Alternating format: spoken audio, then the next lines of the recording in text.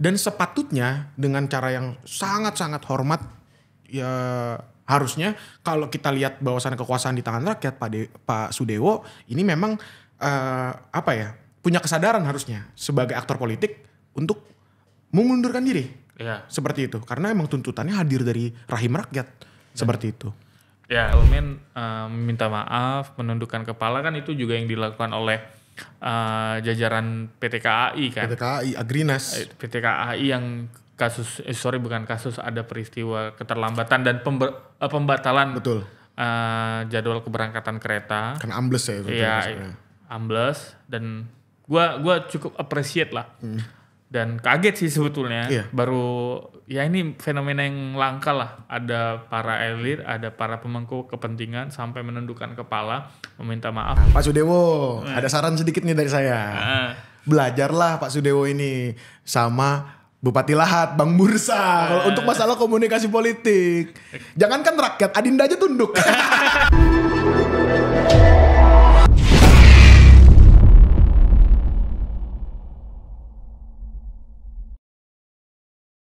Halo Gersos Friend, kembali lagi di podcast Gersoswal. Tentunya bersama nartap kita, narsum tetap kita. Jangan nartap lah. Tapi kita ngobrol ya Bang ya di sini ya. Iya, kita bukan Iya. talk show. Bukan talk show. Bukan seminar. Bener. Nggak pantas lah gue dipanggil narasumber ya. Tapi kita hanya mendampingi Mas Seto untuk memberikan analisa jalanan ini. Info jalanan, gosip-gosip underground. Ini kayaknya harus tagline ini harus kita. Oh, gua ada ini Bang. Gua ada gosip underground. Gogon itu salah satu. Gua ada ide buat podcast ini. Apa tuh? One set. One Seto dalam satu babak. Keren. Ya kalau sepak bola kan satu babak 45 menit. Berarti kita ke depan mungkin kurang lebih 45 menit lah. Ekstra ya tambahan waktu 3-5 menit lah. Nah, ya ini menarik juga ini istilah baru dari Seto ini one set. One set ini. Satu set ya. Satu babak ya. Oke. Main apa Bang kita Bang? Makan apa kita hari ini? Kunyah apa kita hari ini? Kunyah ini. Ini isu baru banget terjadi Bang. Ya. Ini kita riding the wave aja. Mengikuti arus ombak mau kemana ya kan. Iya. Dan kita main soal masalah revolusi datang dari Pati. Dari bahasanya udah ngeri ya. Menggambarkan situasi yang yang cukup panas lah. Cukup panas, dari cukup dinamis. Kota di pantai utara Pulau Jawa ini. Bener. Di Provinsi Jawa Tengah, di Pati. Gimana tuh Tok? Gimana? Ya seperti yang teman-teman sudah ketahui lah. Betul. Banyak informasi yang sudah beredar, kemudian juga per kemarin itu ada demonstrasi besar di Kabupaten Pati yang menuntut untuk memakzulkan bupati mereka Pak Sadewo ya. Betul. Pak Sadewo. Ini kenapa nih Tok? Kenapa muncul satu fenomena yang tidak pernah kita bayangkan sebelumnya itu, dan ya siapa sih yang bisa menyangka bener kota di pantai utara di Jawa Tengah ini bisa menggemparkan nasional dan bahkan internasional kabarnya. Betul. Juga menyorot fenomena ini. Nah ini kan kalau kita lihat memang pertama kali adanya turbulence ini kan dari soal masalah PBB P2 kan. Iya, soal pajak bumi bangunan, perkotaan, perdesaan. Nah ini sebenarnya kalau kita lihat juga kurang make sense sih Bang. Tiba-tiba dilonjakan naik 250% ya kan.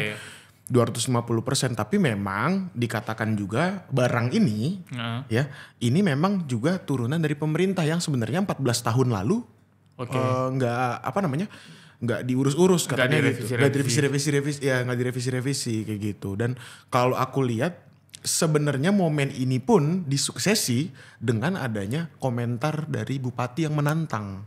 Oke, berarti artinya ya kalau kita coba runtut ya fenomena yang terjadi di Kabupaten Pati ini kan sebetulnya kalau ya gua nggak mau terlalu jauh 14 tahun yang lalu kan.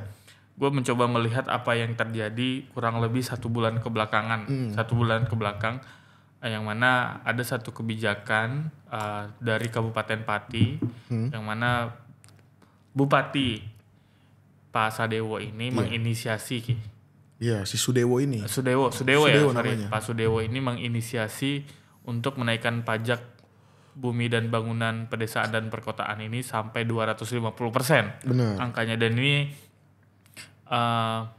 memicu gelombang protes dari masyarakat. Kemudian yang gue sayangkan sih sebetulnya dari respon dari pemerintah, respon dari leader, respon dari pemimpin, orang nomor 1 di kabupaten itu adalah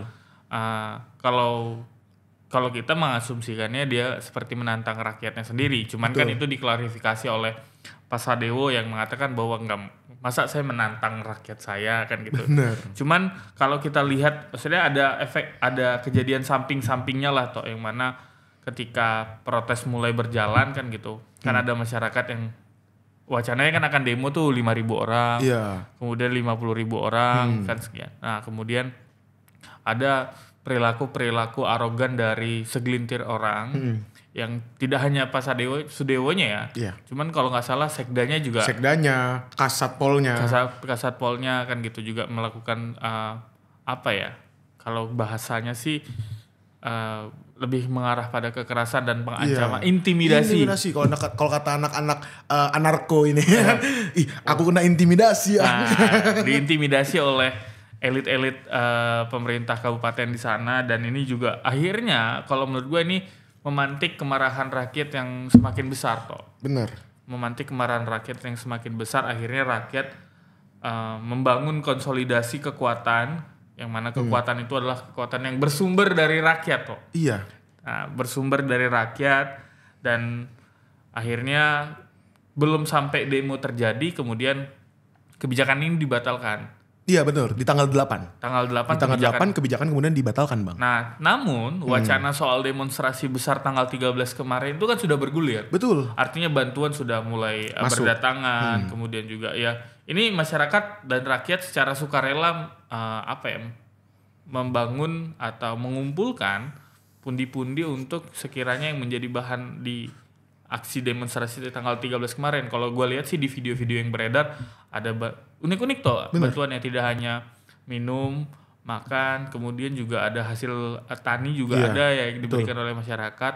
Nah ini sebetulnya menggambarkan situasi di mana kemarahan rakyat ini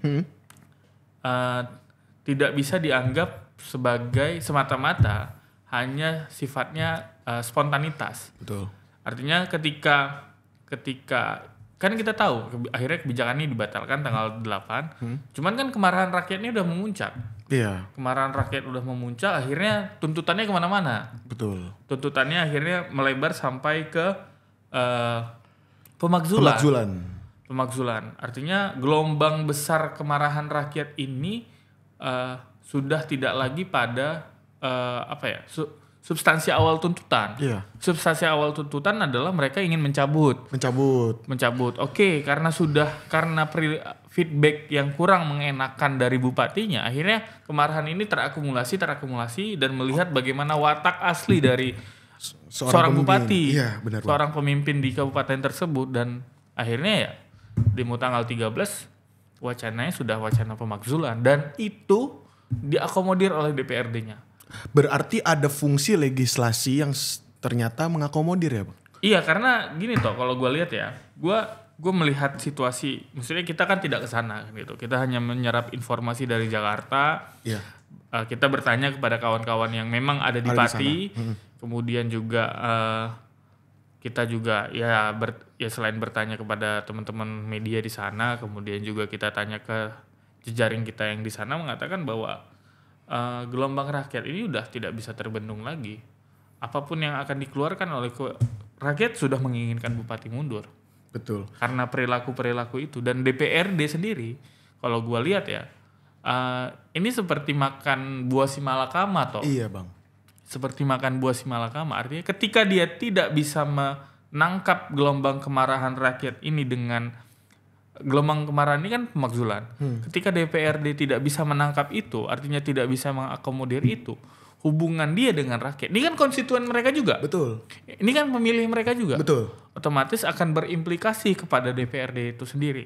Tapi kalau dia mengakomodir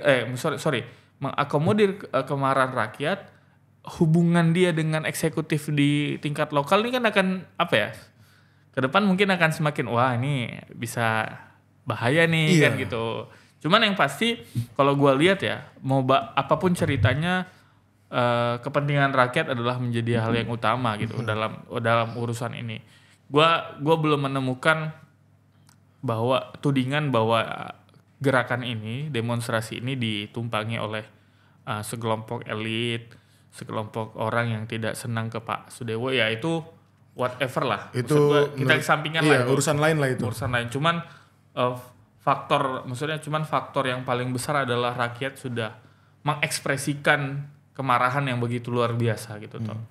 Dan gimana kalau menurut lu fenomena ini dan munculnya tagline revolusi mulai dari Pati, apa implikasi yang mungkin bisa terjadi ke depan? Ini menarik Bang, kalau ditanya implikasi ke depannya mau kayak gimana. Justru ini menjadi sebuah dalam bahasa media monitoring mungkin awareness ya. Ngeri kali ya bahasa ini. Biar kelihatan kita agak gagah sedikit jadi pakar ya kan. Ampun. Ya kan. Sebenarnya kalau misalkan kita lihat nih awareness yang kebangun. Anger, awareness itu pasti kebangun. Ya kemarahan ya. Kemarahan.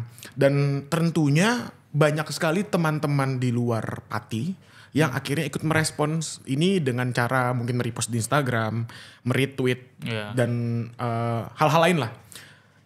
Ini menjadi sebuah kesadaran penuh sebenarnya Bang, bahwasannya kekuasaan itu berada di tangan rakyat itu sendiri, Vox Populi, Vox Dei. Dan tentunya kalau kita lihat terlebih dahulu gerakan sosial yang dibuat oleh teman-teman Pati ini, itu memuncak berkat adanya solidaritas yang memang kalau kita telaah secara reference, Emil Durkheim kan membagi solidaritas menjadi dua, organik dan mekanik. Nah, secara dua muatan tersebut lah yang mulai dari kesengsaraan sesama profesi dan juga hal-hal organik yang organik itu terbangun atas kesenjangan impact yang sama. Oke. Nah, akhirnya mereka bersatu padu untuk melakukan sebuah gerakan sosial untuk mencapai titik kesempurnaan. Nah, titik kesempurnaan solidaritas mereka ini tidak bisa lagi diredam Bang sebenarnya. Kalau kita lihat mau ke arah mana mereka lah yang menentukan akhirnya. Betul kalau kita punya sadar bahwasannya ada legislasi yang mewadahi, ya kan? Dan sepatutnya dengan cara yang sangat-sangat hormat, ya harusnya kalau kita lihat bahwasannya kekuasaan di tangan rakyat, Pak Sudewo ini memang punya kesadaran harusnya sebagai aktor politik untuk mengundurkan diri, seperti itu. Karena emang tuntutannya hadir dari rahim rakyat, seperti itu. Ya, menarik toh. Gue coba respon ya soal upaya untuk pemakzulan ini kan gitu. Oh Pak Sudewo sendiri juga kabarnya menolak untuk mundur kan gitu. Itu Bang. Menolak. Dia merasa bahwasannya dia dipilih oleh rakyat. Nah, kalau dia yang dipilih sama rakyat berarti kan dia harusnya secara logika bahasa bayi ya. Mulai keluar lagi nih bahasa bayi. Bahasa bayinya adalah kalau lu dipilih sama rakyat ya lu juga turun atas sama rakyat dong. Iya betul. Ya kan? Karena kan yang menuntut Pak Sudewo adalah rakyat. Adalah rakyat. Lu konstituennya sendiri kok. Iya. Implikasinya buat Pak Sudewo sebagai aktor politik adalah berarti nanti ke depannya Bapak harus siap bahwasannya Bapak nggak dipilih lagi. Iya dong. Iya, betul. Itu konsekuensi politik yang hadir hari ini. Itu kalau kita bicara nanti. Cuman kan ibaratnya rakyat tuh udah nggak bisa, kalau gua tangkap ya. Iyalah Bang. Rakyat tuh udah nggak bisa menunggu sampai 2029 lah. Nggak bisa Bang. Udah makanya gini Bang, Ben Ford itu pernah bilang dalam teori framing politik, ketika kesengsaraan diperpadukan sama persepsi yang matang, maka itu sebuah framing yang tepat untuk dilakukan penggagasan politik lainnya. Nah, ini kan kalau kita lihat akomodasinya udah oke, kolektivitasnya jalan, ya kan kita lihat ini bohirnya siapa sih kalau bukan rakyat gitu kan? Iya benar. Karena kita nggak, maksudnya gue memposisikan bukan pada posisi yang naif ya. Iya betul. Cuman maksud gue ini adalah gerakan yang otentik dari rakyat yang mana mereka secara sukarela memberikan bantuan ketika akan berdemonstrasi, ini menjadi satu hal yang menurut gue jangan sampai ada orang-orang atau kelompok-kelompok yang menuding bahwa ini ditumpangi lah apalah segala macam. Karena ya ini kita harus berpikir secara apa ya, kita mencoba memposisikan diri kita sebagai warga Pati gitu. Oke. Kita memposisikan diri kita sebagai warga Pati bahwa simpati dan empati kita harus kita tepatkan ke situ kan gitu. Bahwa ini tuh udah, coba lu bayangin kalau kita memposisikan diri sebagai warga Pati, ada segelintir orang atau segelintir kelompok yang menuding bahwa gerakan ini ditumpangi atau diboncengi oleh kelompok-kelompok tertentu. Sakit hati, Pak. Nah, artinya kan ini merusak, dalam tanda kutip merusak otentik dari gerakan itu sendiri kan gitu. Nah, kalau gua ini kan kalau tadi pagi gue baca ini udah sedikit banyak diatensi oleh Presiden Prabowo. Karena mau tidak mau ini harus diatensi. Betul, karena kader kan. Kader beliau ini. Kader. Kalau kita cek bahwa Pak Sudewo adalah kader Partai Gerindra. Iya. Partai penguasa hari ini, penguasa eksekutif. Nah ini Bang, buat Pak Sudewo nih, inget Pak, Gerindra itu gernya adalah gerakan, bukan ger yang kayak Bapak. Gitu loh, tolonglah. Tolong ya, dari nama partai aja ger. Gitu kan, Gerindra itu ger Pak, lanjut Bang. Oke. Aduh, ngeri kali punchline-nya nih. Nah, ini udah tadi pagi gue lihat Pak Prabowo melalui Pak Sesnek ya, Bang Prasetyo Hadi mengatakan bahwa Presiden sebetulnya udah cukup menyayangkan gitu dengan apa yang terjadi di Kabupaten Pati. Dan kalau gue coba lagi track bahwa Pak Mensesnek kemudian juga Pak Daryono selaku Ketua DPD Gerindra Jawa Tengah katanya sudah memanggil ya. Betul. Untuk melakukan pembinaan bahasanya, pembinaan kader. Betul Bang. Ya kalau sebenarnya gue jadi tertarik toh. Sebenarnya siapa sih Pak Sudewo ini kan gitu? Kenapa akhirnya dia seberani itu kan gitu? Ada info kulikan orang dalam. Kalau ya ini bisa dicek di Google lah kan gitu. Bahwa Pak Sudewo ini juga pernah di DPR RI kan gitu. Di tahun 2019 kemarin dia di DPR RI mewakili fraksi Partai Gerindra tentunya. Kemudian juga dapilnya juga meliputi Pati toh. Dapilnya juga meliputi Pati kan kalau kita sama-sama cek. Berarti kan memang secara tidak langsung Pak Sudewo ini sudah tahu apa yang menjadi akar masalah di Kabupaten Pati. Kemudian dia sudah tahu bagaimana karakter masyarakat Pati. Ketambahan lagi yang buat gua semakin wah nih orang kacau nih. Adalah ketika kalau lu cek di debat pilkada kemarin, ada satu statement Pak Sudewo yang mengatakan bahwa penerimaan pendapatan daerah itu jangan lagi membebankan pajak kepada rakyat. Ini kan menjadi anomali lagi. Ini menjadi satu pengkhianatan lagi. Lagi-lagi yang menjadi korban adalah rakyat toh. Iya. Lagi-lagi yang menjadi objek adalah rakyat. Ya lu bayangin toh. Akhirnya kasus ini, fenomena ini, peristiwa ini membuka tabir yang akhirnya luar biasa. Betul Bang. Membuka tabir yang akhirnya luar biasa, yang mana ada informasi lagi kabarnya di Jombang. Di Jombang ya? Di Jombang. Kalau nggak salah 3-2 jam lalu. Di Jombang ada. Kemudian di Cirebon juga ada. Betul. Kalau lu cek lagi di Bone juga udah ada di Sulawesi Selatan. Nah artinya jangan sampai isu tanah, isu pajak tanah, ini menjadi isu yang akhirnya menciptakan gelombang kemarahan yang masif. Betul. Ini masih dari Pati loh. Lu bayangin kalau coba kalau modelnya sama, mitigasi mitigasi kebijakannya sama apa yang dilakukan oleh Bupati Pati misalnya. Ya bisa jadi gelombang ini akan semakin besar dan outputnya kemana? Ini akan mengganggu pemerintah pusat. Mengganggu Presiden Prabowo tentunya. Betul. Ya kecuali memang ada agenda lain di balik itu kan gitu. Betul. Nah, cuman yang pasti ini menjadi pelajaran lah untuk semua kepala daerah bahwa jangan sampai melukai hati rakyat lah. Jangan sampai apa yang menjadi amanah rakyat dikhianati. pengkhianatan kepada rakyat tuh apa ya, menurut gue satu hal yang paling tidak bisa dimaafkan lah. Iya. Dan itu nggak Gerindra banget Iya nggak? Iya nggak sih? Hal-hal kayak gitu tuh nggak Gerindra banget. Ya mungkin memang Gerindra misalkan kita lihat sebagai partai bukan partai populis. Ya kan? Populis lah. Populis ya? Populis lah. Oke lah, kalau bisa dibilang populis boleh. Namun sungguh apa ya?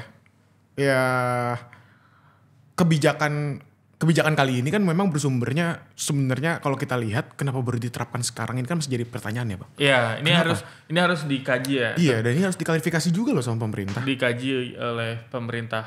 Baik, ini harus ada sinkronisasi dengan pemerintah pusat meskipun tanggung jawab soal PBB ini memang ada diserahkan ke masing-masing daerah kan gitu. Besaran kenaikannya seperti apa.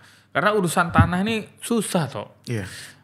Belum lama juga Gus Nusron juga Menteri ATR BPN juga kepleset gara-gara urusan tanah kan gitu. Jangan sampai urusan tanah ini bisa mendelegitimasi para pemimpin-pemimpin yang udah dipercaya. Betul. Kan gitu. Makanya bapak-bapak dengerin lagunya Fish, Tanah Milik Rakyat. Oke. Menarik tuh. Gue coba Gue coba melihat. Selain gue melihat pada substansi isu, gue melihat ada satu fenomena yang agak janggal gitu di para elit politik kita. Ya gue tidak mengeneralisir lah bahwa apa yang dilakukan oleh Pak Sudewo mencerminkan perilaku dan etika yang kurang baik lah. Betul. Bagi rakyat.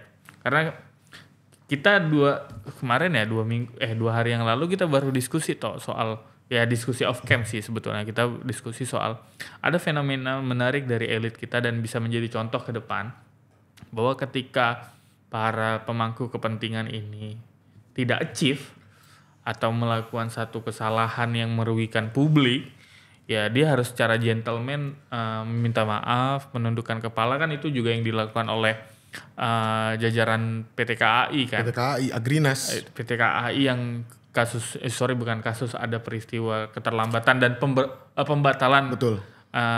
Jadwal keberangkatan kereta. Karena ambles ya. Iya, ambles. Dan gua cukup appreciate lah. Dan kaget sih sebetulnya. Iya. Baru ini fenomena yang langka lah. Ada para elit, ada para pemangku kepentingan sampai menundukkan kepala meminta maaf atas kebijakan atas peristiwa yang merugikan banyak orang. Kemudian juga dari Agrinas kan, siapa sih Jeon? Wah itu susah Bang namanya Bang itu. Ya, kawan itu. Ya, itulah. Yang dia mengundurkan diri dan meminta maaf karena tidak bisa mencapai target yang sudah ditargetkan kepada beliau kan gitu. Nih Bang, tapi ya kalau kita lihat cara mitigasi rezim kali ini pun juga sebenarnya konkret kok kalau misalkan soal masalah kinerja yang tidak baik dan benar. Itu contohnya itu kan pendidikan tinggi siapa? Menteri Pendidikan Tinggi waktu itu. Oh ya, ada pokoknya nama belakangnya Brojonegoro. Iya, Satrio Brojonegoro. Nah, beliau itu kan juga waktu itu kan di demo. Iya. Lalu dimitigasi dengan cepat. Kalau kita lihat kan walaupun dia mengundurkan diri, kita paham lah ya. Iya. Bahwasannya ini adalah proses mitigasi daripada rezim. Iya. Gitu. Untuk mengganti dengan orang yang lebih layak. Iya. Ini pun bisa walaupun saya yakin presiden juga memiliki kedekatan. Iya. Iya dong. Kalau kita bisa bilang ini sekelas menteri dan pimpinannya. Dan ini pun sangat memungkinkan juga kalau memang Pak Sudewo ini digantikan gitu. Ya Pak mau bahasanya ini kan kalau kata Pak Setnek ini kan dibina ya. Tapi kalau presiden suruh binasakan ini kan berbeda Pak. Nah konteks binasakan bukan yang negatif. Betul, Maksudnya betul. konteks binasakan adalah dengan berbesar hati ya Pak Sudewo, mundur. Bahasa kerennya Bang bukan mundur. Betul. Mengimani keinginan rakyat. Mengimani keinginan rakyat. Karena gue khawatir tuh. Gue khawatirnya apa? Jangan sampai ya ini mungkin udah dikaji juga oleh teman-teman di Gerindra. Jangan sampai peristiwa Pak Sudewo ini justru malah mendowngrade Partai Gerindra ya, khususnya yang ada di Kabupaten Pati dan Jawa Tengah gitu. Ketika Partai Gerindra mencoba untuk rising di 2029, ini kan kerikil-kerikil kecil macam ini kan bahaya. Bahaya loh. Bahaya gitu, jangan. Ya ini mungkin untuk ke depan lah pembelajaran bagi siapapun kepala daerah. Janganlah teman-teman ini atau beliau-beliau ini sombong kan gitu. Betul. Beliau-beliau ini dipilih oleh rakyat gitu. Beliau dipilih oleh rakyat, diamanahkan oleh rakyat. Kalau memang rakyat ibarat katanya sudah marah, iya, mandat itu harus dikembalikan kepada rakyat. Betul. Nah, Pak Sudewo, ada saran sedikit nih dari saya. Belajarlah Pak Sudewo ini sama Bupati Lahat, Bang Bursa, kalau untuk masalah komunikasi politik. Jangankan rakyat, Adinda aja tunduk. Ampun. Izin Bang Bursa, mohon maaf. Dan kemention sedikit ini, tapi enggaknya ya model-model pemimpin bupati yang harus bisa kayak gitu. Yang sudah besar ya harus bisa membesarkan, Bang. Betul. Bukannya besar malah mendiskreditkan, malah menyusahkan, ya kan? Kayak itu sih kalau menurutku. Ya, oke. Ini gue tutup lah ya. Iyalah Bang, tutup lah Bang. Kelamaan Bung kita kemana-mana ini. Iya, takutnya kemana-mana. Kemana-mana nih? Gue menutup ini mencoba mengambil satu statement menarik sih. Ini gue catat. Karena gue tadi riset sedikit dari Wael Gohim namanya. Dia adalah aktivis revolusi Mesir. Karena bahasanya adalah revolusi, kita coba kutip dari revolusi Mesir tahun 2011 ya. Ngeri di kawan ini. Yang juga penuh dengan sejarah dan berdarah-darah gitu. Betul. Dia bilang the power of the people is stronger than the people in power. Nah ini pesan untuk beliau-beliau yang terhormat, para pejabat-pejabat ya. Sampai bertemu di episode berikutnya. Sampai jumpa, Gersospret.